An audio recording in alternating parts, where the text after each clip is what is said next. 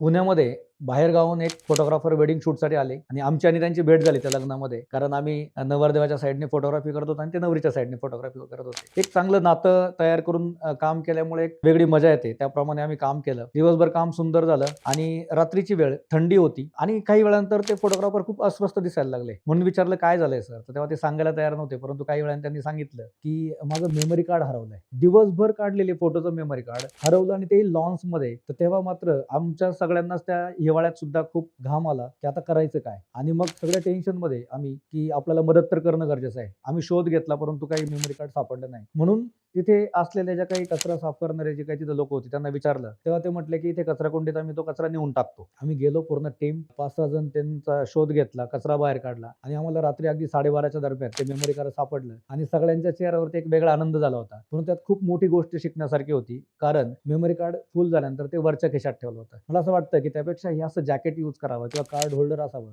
हा जो काही टेन्शन आहे, हे काही थोडं नाहीये. कारण हे आयुष्यभराच्या आठवणी आहेत. त्या लॉस होणं म्हणजे खूप मोठी रिस्क आहे. त्याच्यापेक्षा बेटर की आपण थोडं स्मार्ट बनावं. जॅकेट किंवा कार्ड होल्डर वापरावं आणि पहिले मेमरी कार्ड सेफ ठेवावं. कारण ते जर लॉस झालं, तर कुणाच्यातरी आयुष्यभराच्या स्मृती पूर्ण लॉस होणार आहेत.